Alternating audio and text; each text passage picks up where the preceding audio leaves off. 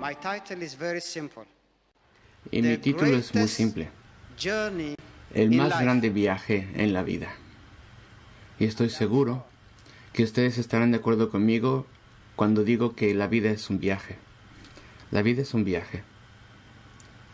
Y es importante en un viaje saber a dónde estás yendo. Porque si no es así, empiezas a viajar sin saber a dónde vas y vas a estar dando vueltas en un círculo vicioso. Y la conversión, porque tenemos que pasar de lo físico a lo espiritual, la conversión también es un viaje. Es como en la vida: si no sabes a dónde estás yendo, eso es vanidad. Y en términos espirituales, si no sabes a dónde vas, también estás perdido. Y como ustedes saben, un marinero que no sabe dónde va, pues no le sirve ningún tipo de viento. Así que la conversión, de acuerdo a la Biblia, es un milagro. Dios es el que inicia toda conversión. ¿Y cómo sabemos esto? Porque Dios abraza a los desterrados, a los que están en exilio, por así decirlo. Dios nos busca incluso antes de que nosotros empecemos a buscarle.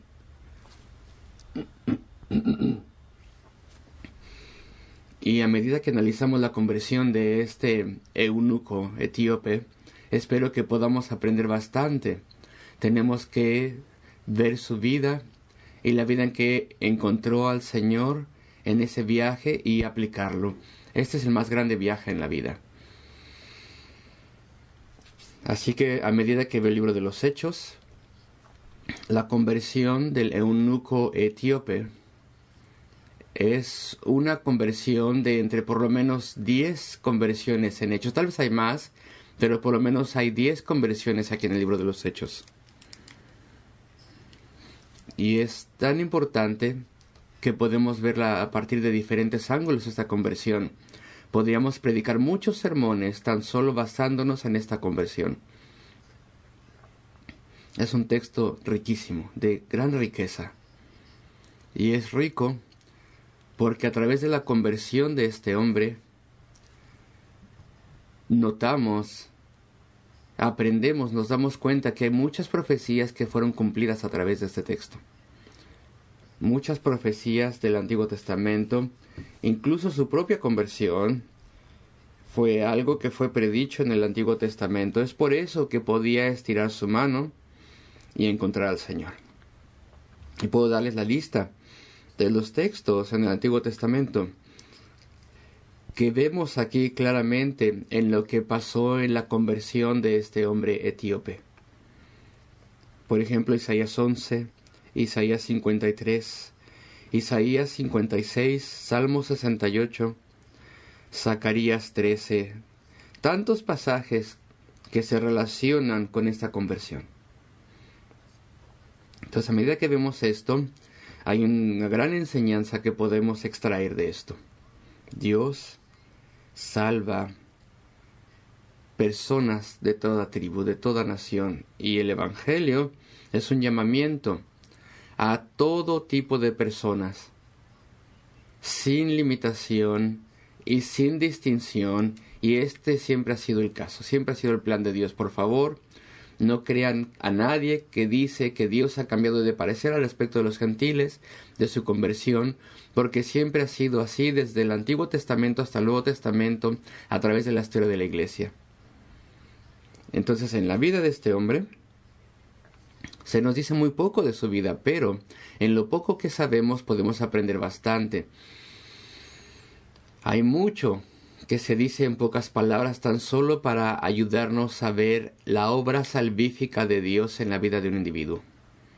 Y esperemos que a medida que vemos su vida, podamos ver también nuestra propia vida. Y pensar, ¿tengo comunión con el Dios viviente? ¿Qué hay al respecto de mis pecados? ¿Han sido perdonados ya? ¿A dónde estoy en este viaje? ¿Hacia dónde voy y dónde estoy? Estas son preguntas que tenemos que hacernos a medida que analizamos la conversión de este hombre.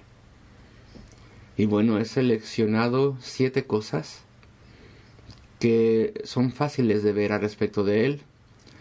Y debido a que el punto es respecto de Dios, no respecto de él, sino respecto de cómo encontrar a Dios, cómo puedo tener mi corazón cambiado, cómo puedo tener una nueva naturaleza. En el Antiguo Testamento se dice que el etíope no puede cambiar su piel, sin embargo el Señor Jesucristo puede transformar su corazón.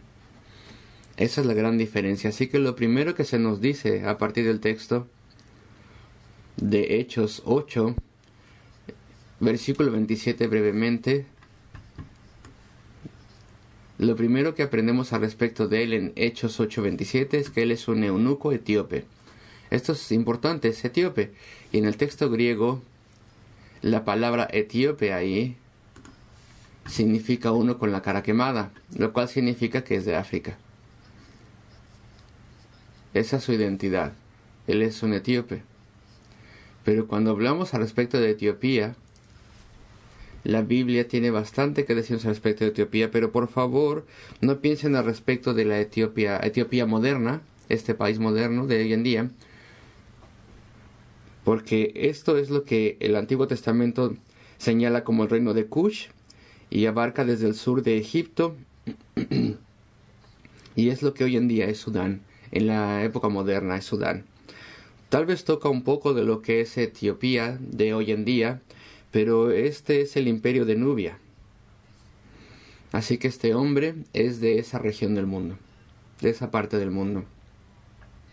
Él trabaja para una reina, la reina de Candace, y ese nombre es un título como faraón, o César, o señor presidente, es lo mismo. Es un nombre dado a la madre de la reina. Así que este hombre trabaja para la reina de Etiopía, el reino de Cush, de ese entonces en el Antiguo Testamento. Así que esta es parte de la información que tenemos. Punto número 1 en la información. Y bueno, si tú eres alguien curioso para estudiar la palabra de Dios, es interesante hacer una comparación entre el viaje que hizo la reina de Sabá para buscar a Salomón con grandes tesoros y el contraste con el viaje de el eunuco etíope a Jerusalén. Y lo segundo que sabemos al respecto de este hombre es que es un eunuco. Es único, pero también es eunuco. Y si alguien era un eunuco en el Antiguo Testamento, esta condición, este estado era irreversible. Significa 2 cosas. Punto número 1. Puede ser un título oficial, un estatus oficial. Así que un eunuco era alguien que tiene una posición oficial en el reino o en la nación. Y también puede significar el segundo aspecto, porque no sabemos su nombre. El segundo aspecto es que un eunuco es alguien que voluntariamente fue castrado o se castró para poder estar al servicio de la reina. ¿Y por qué? Pues porque entonces esto muestra su fidelidad a ella y punto número 2, no es una amenaza para ella. Esa es la razón por la cual este hombre podía estar en esa posición. Pero punto número 3, también se nos dice que es un dignatario, es un funcionario, lo aprendemos en el versículo 27. Este versículo 27 está lleno de mucha información. Él es el funcionario principal de la reina. Él está a cargo de los tesoros de ese país. Y si pudiera decirlo, él tenía todo lo que el corazón de un hombre pudiera desear. Tenía fortuna, tenía amigos, tenía fama, tenía escolta, tenía una alta educación, lo veremos también, tenía gran reputación, pero también tenía una posición maravillosa en el Estado. Y a pesar de todas estas cosas, a pesar de este pedigrí que menciono, el corazón de este hombre, su corazón estaba vacío. Había este vacío en su vida y en su corazón, lo cual se encuentra así en la vida de todo hombre. Tal vez tú tengas todo, pero si ese vacío, que tan solo puede ser llenado por Dios, no está satisfecho aún, no está lleno por el poder de Dios, pues puedes tener escoltas, puedes tener reputación, educación, civilización, no importa lo que tengas, nunca estarás feliz, nunca te gozarás como una persona tiene que gozarse. Espero que estoy diciendo esto de una forma gentil, con amor y cuidado, porque esto es importante, es un llamamiento. Necesitamos a Dios, necesitamos tener reconciliación con Él porque Él nos ha creado. Necesitamos tener nuestros pecados perdonados. Nada. Podemos tener montañas de oro y dinero y lo que sea, pero estas cosas no satisfarán esta sed y esta hambre, porque el deseo del corazón es estar en paz con Dios. Necesito a Dios. Necesito que Dios me salve. Necesito que Él me perdone mis pecados. Necesito que Él me lave. Y esto es lo que está pasando con este hombre. Él era un hombre confiable, créanme. Los tesoros del reino no iban a ser confiados a él si no hubieran confiado en él. Punto número 5. Era un hombre religioso. ¿Qué es lo que muestra que era un hombre religioso? Él viajó desde Etiopía a Jerusalén para adorar a Dios en la casa, y en esa casa, por eso leí Isaías 56, ahí se dice, Isaías fue escrito 700 años antes de Cristo, y ahí, esos 700 años antes de Cristo, ahí se dice que la casa de Dios será una casa de oración para toda nación. Así que en su religiosidad, porque allí en Etiopía, en ese entonces los reyes eran reyes paganos, los reyes mismos eran dioses, así que este hombre tenía que ir a un lugar donde solamente había un Dios que era adorado, ahí en Jerusalén. Y él escuchó al respecto de eso, así que viaja a Jerusalén para poder tener esta relación con el Dios viviente. Pero en Deuteronomio 23, ahí se dice que los eunucos no se les permitía, eran malditos, no podían entrar, se les prohibía entrar al templo en el Antiguo Testamento. Pero este hombre, hay un problema doble con él. Punto número 1, es un gentil, y punto número 2, es un eunuco. Y al ser un gentil, él podría haber entrado al templo, pero tan solo al lugar que se llama la corte de los gentiles. Tan solo ahí hubiera podido entrar. Así que incluso al ser un gentil, no hubiera podido entrar al templo per se. Tenía que estar en una corte a un lado. Pero al ser un eunuco, esto hacía que tuviera un problema doble. A él no se le permitía entrar. Había una prohibición para no entrar a ese lugar a adorar a Dios. ¿Y ven el punto que estoy intentando hacer? Este es el hombre que Dios ama y envió su mensajero para poder mostrarle que Dios tiene cuidado de él. Humanamente hablando, tal hombre jamás tenía que haber sido salvo. Y punto número 6, era un hombre educado. Podemos tomar estas cosas por sentado hoy en día, pero cuando Felipe lo encontró, le estaba leyendo de un rollo del profeta Isaías. Y específicamente estaba leyendo Isaías 53.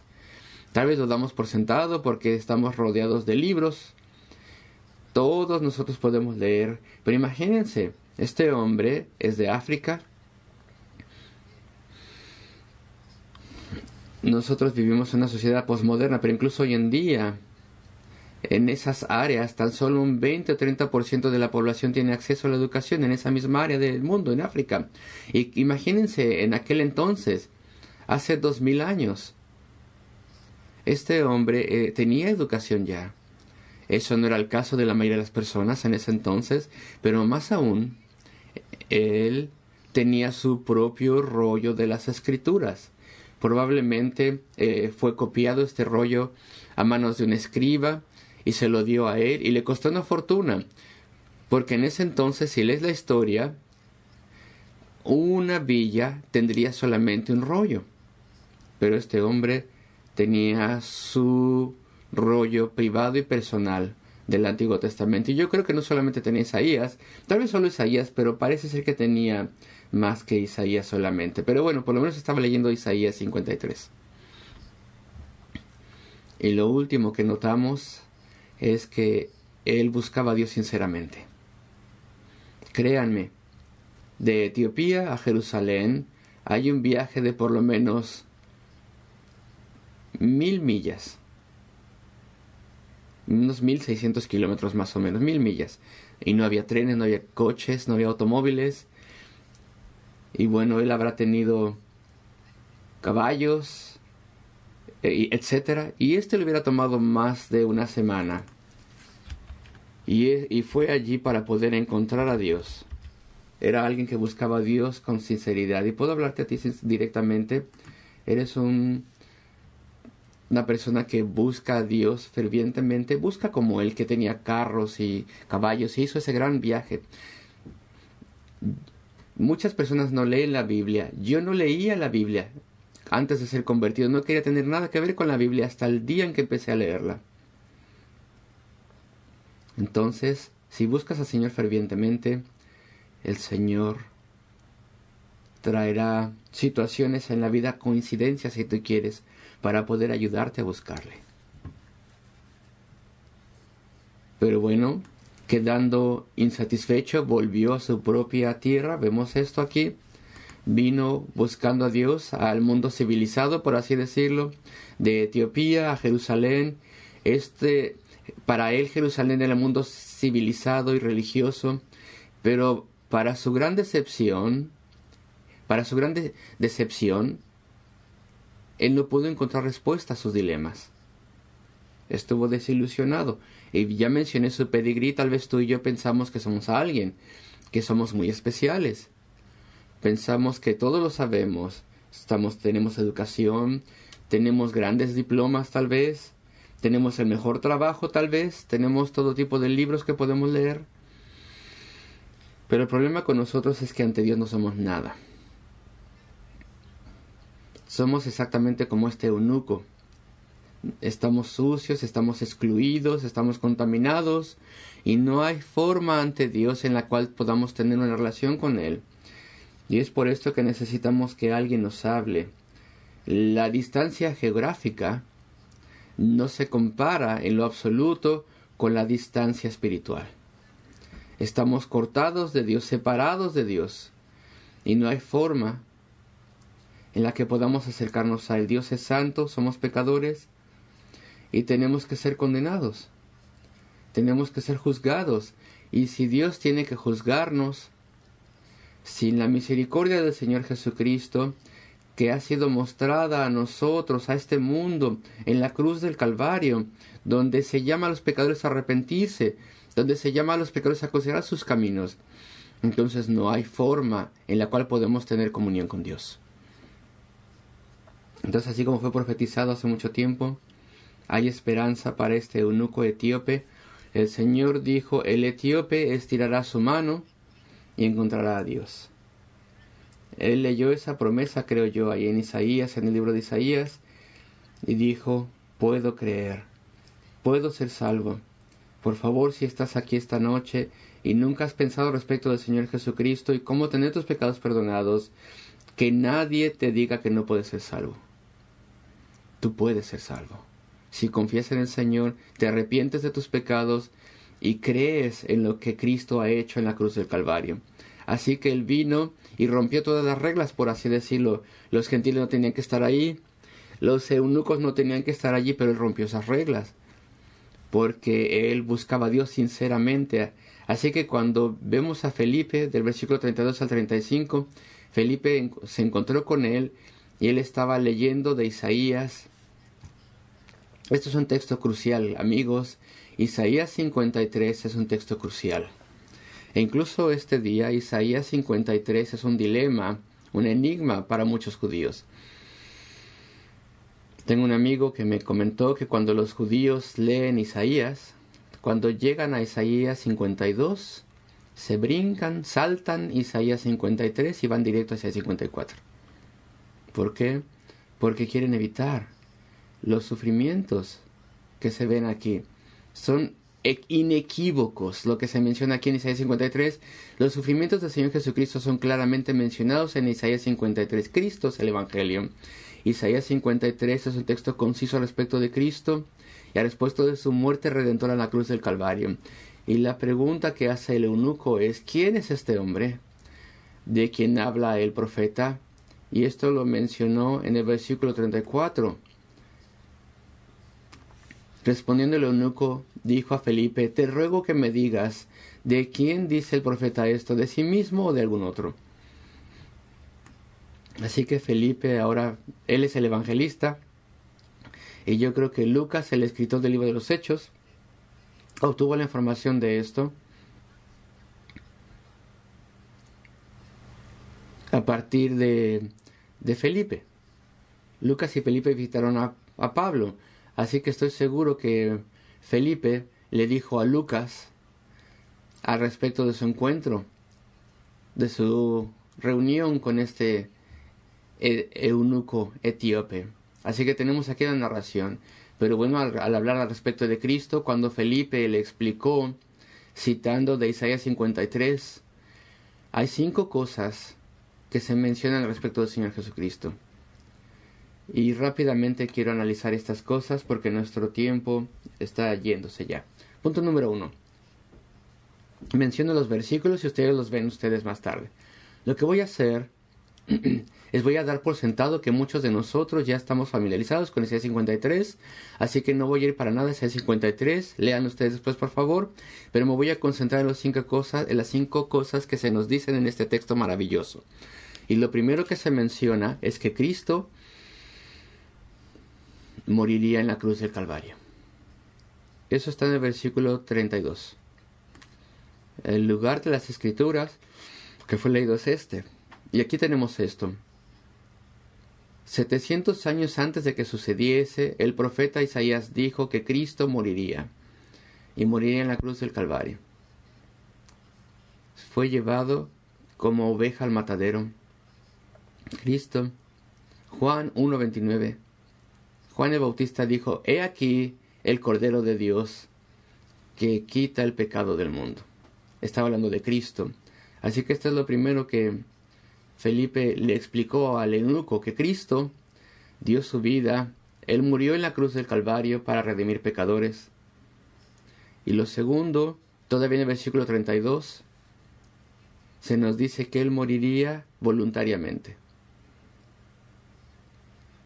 Dice, Él dijo: tengo poder para dar mi vida y tengo poder para tomarla de vuelta, dijo el Señor Jesús. Así que por favor nunca imaginen a Cristo yendo a la cruz del Calvario como un hombre derrotado, no. Creo que Cristo fue a esa cruz voluntariamente, evidentemente, y evidentemente fue difícil, fue doloroso. Los tormentos ahí no podemos describirlo con palabras. Sin embargo, Él fue allí a esa cruz voluntariamente, porque Él sabe y sabía que tan solo a través de su muerte es que habría redención de pecados. Y si no hubiera muerto en esa cruz, nadie hubiera podido ser salvo. Así que fue a esa cruz con la cabeza en alto. Fue como oveja que no abrió su boca. Versículo 32 de Hechos 8. Así que no abrió su boca. Lo tercero que se nos dice aquí es que Cristo moriría de forma injusta. El justo moriría por los injustos. Y esto una vez más se nos dice aquí en el versículo 33. En su humillación no se le hizo justicia. Cristo no era culpable, era inocente, pero fue declarado culpable en una mofa de juicio, en una burla de juicio, en una farsa de juicio. Se le escupió, se burlaron de él de forma injusta. Y ustedes se acuerdan, Cristo murió en la cruz. Cristo fue a la cruz voluntariamente porque Él tenía en su corazón a su pueblo. Si tú confías en Él esta noche y te arrepientes y confías en Él, mira la cruz. Entonces el Señor Jesucristo dijo que serás perdonado. Él tomó en su cuerpo nuestro pecado para que podamos ser liberados. Y Él fue voluntariamente ahí. Y Él fue allí y fue juzgado de forma injusta. Él fue humillado ahí. Y en esa cruz dijo, consumado es. Punto número 4, en el versículo 33, ahí se dice que su vida fue tomada, quitada de la tierra. Él fue herido por nuestros pecados, no por su pecado, porque Él no tenía pecado. Él no tenía pecado, Él no tenía culpabilidad, no estaba contaminado, no tenía culpabilidad en Él. Piense cualquier palabra que exprese perfección y puede ser aplicada al Señor Jesucristo. Cristo no vino con poder, claro, Él tenía poder. Él pudo haber evitado la cruz del Calvario. Y acuérdense, cuando vinieron a arrestarle, Pedro estaba tratando de defenderle, sacó su espada. Estaba tratando de apoyarle, pero dijo, no lo hagas, porque podía haberle pedido a mi padre que enviase, ¿cuántas legiones de ángeles? 12 legiones de ángeles. Una legión para cada uno de los discípulos. Pero créanme, una legión romana de soldados en ese entonces era conformada por 6,000 soldados. 6,000 multiplicado por 12, y yo creo que solamente un ángel hubiera sido suficiente. Él hubiera podido resolverlo todo. Pero el Señor Jesucristo tuvo tantas oportunidades para evitar la cruz. Pero, amigos, si Cristo hubiera evitado la muerte en la cruz, ¿cómo hubiéramos sido salvos? ¿Cómo seríamos salvos? Esa era la única manera. Y Él fue allí voluntariamente. El punto número 5, que está ahí también, es una pregunta. ¿Quién declarará su generación? Esta es una pregunta. ¿Su generación quién la contará? Y yo creo que la respuesta es su pueblo responderá por su generación. Cristo tiene una generación eterna. Él es el primogénito de los muertos. ¿Qué significa esto? Él es el primero y el único. El primero que se levantó de los muertos para nunca jamás morir. Y espero que no sea malentendido aquí. Si tú confías en el Señor Jesucristo esta noche, la única palabra con la cual puedo describirte es que te haces inmortal. Lo cual significa que claro morirás, pero Cristo ha inaugurado la nueva generación y esta nueva generación está conformada de personas que nunca morirán una vez más. Claro que moriremos una vez más en el cuerpo morirá, el polvo volverá al polvo y el alma irá donde está el Señor, y cuando Cristo vuelva, Él volverá con estas almas, y ese cuerpo que volvió al polvo será levantado de los muertos, y este cuerpo glorificado será reunido con el alma, y ya nunca más habrá muerte. Con estos nuevos cuerpos inmortales, glorificados, y Cristo ha inaugurado esta generación. Espero que vean la profundidad del amor de Dios en el Señor Jesucristo. Amor para todo aquel que confíe en Él. Ellos recibirán un nuevo corazón, una nueva naturaleza. Sus oraciones serán respondidas y también recibirán una nueva vida. Y voy a venir a cerrar tan pronto como sea posible. Hay una condición. ¿Cuál es la condición para poder entrar en esta nueva vida? Versículo 37. Nos da esta condición. Hay una condición. Ojalá pudiera decirte no hay condición, tan solo ven, pero no, hay una condición. Y es una muy simple. No es un peregrinaje, no tienes que peregrinar 1000 millas para encontrar a Dios. Él está aquí. Dios está cerca. Clama a Él esta noche. Acércate a Él y Él también se acercará a ti. En el versículo 37 entonces Felipe dijo, si crees de todo corazón, ¿qué impide que creas? ¿Es tan difícil creer? Clama a Dios que te ayude a creer. Y el eunuco creyó y fue bautizado. Él abiertamente y públicamente expresó su fe. Él vio su culpabilidad, vio sus pecados, vio cómo estamos lejos de Dios. Él tuvo un corazón contrito y su conciencia fue atrobilada y vio que tenía una necesidad urgente para tener sus pecados perdonados y se arrepintió. Él creyó que el Señor Jesucristo era el Hijo de Dios, no tan solo un mero hombre, sino el mismísimo Hijo del Dios viviente. Y esto fue una confesión maravillosa y buena. Es claro que él no estaba diciendo que Cristo tan solo es un nombre. Cristo es el Señor y el Salvador. Y al decir que Cristo es el Hijo de Dios, él también estaba confesando que Cristo es el Señor y que Él es Dios el Salvador. Una vez Él estuvo lejos y a través del Señor Jesucristo se acercó a Dios. Y nosotros también, una vez lejos, podemos venir a Dios a través de Cristo. ¿Qué le hizo creer? ¿Qué le llevó a creer? Termino con esto. 2 cosas antes de terminar. Lo primero, su humildad. ¿Ven lo que se le pregunta? La pregunta que Felipe le hace en el versículo 30 y 31. Acudiendo Felipe, le oyó que leía al profeta Isaías y dijo: ¿pero entiendes lo que lees?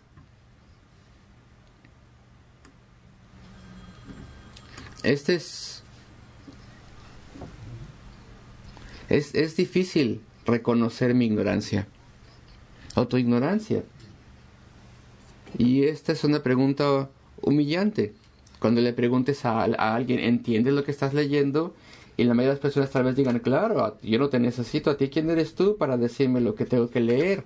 Yo lo entiendo todo. Pero este hombre tenía mucha educación. Y cuando se le preguntó, ¿entiendes lo que les dijo? ¿Cómo podré si alguno no me enseñare? Así que su humildad, él era dócil, era honesto, versículo 31, era amable, dijo, te pido, por favor, ayúdame. Y también tenía deseo de aprender. Y en lo que se refiere a los asuntos espirituales, hermanos y hermanas, amigos y amigas, todos somos analfabetas, no tenemos educación. Así que él admitió que no lo sabía todo y fuertemente deseaba conocer a Dios y ser enseñado, e invitó a Felipe a sentarse con él y a subir ahí y a enseñarle. Versículo 31. Rogó a Felipe a que se subiese y se sentara con él y le enseñase. Punto número 2. Para ser salvos vemos su determinación. Él estaba determinado a ir y hacer todo lo necesario. Como lo dije antes, no necesitas viajar 1000 millas. El Señor, le puedes clamar a Él ya aquí. Los desalientos, los obstáculos, los impedimentos no fueron barreras a Él para nada. Gracias a Dios que no necesitamos viajar 1000 millas. Dios está cerca y podemos venir a Él y nos recibe. El Señor Jesucristo dijo, esforzaos a entrar. ¿Tú quieres ser salvo? Clama al Señor esta noche, esfuérzate por entrar y el Señor te recibirá. Finalmente, ¿cuál es el resultado? El último versículo 39. Versículo 39, penúltimo versículo. Cuando subieron del agua, el Espíritu del Señor arrebató a Felipe, y el eunuco no le vio más, y siguió gozoso su camino. ¿Quién dijo que la vida cristiana es lúgubre y triste? Mírales, están tristes. No, la salvación es un grande gozo, gran gozo es la salvación. Y no tengo tiempo, pero Hechos 8, versículo 8, ahí se dice que hubo un gran gozo en toda la ciudad, porque las personas estaban conociendo al Señor, había habido conversiones. La salvación trae gozo en la vida de una persona. Y este hombre antes servía a una mera reina, a una simple reina, pero ahora está sirviendo al Señor de señores, Rey de reyes. ¿Dónde estás tú en tu viaje? ¿Hacia dónde vas? ¿Dónde estás en tu viaje a la conversión? Puedo suplicarte, cree que el Señor Jesucristo es el Hijo de Dios, confía en Él esta noche, y Dios cambiará tu vida. Y entonces tu corazón será transformado, y tú también puedes volver a casa esta noche gozándote. Que el Señor te ayude a hacerlo así. Oremos juntos.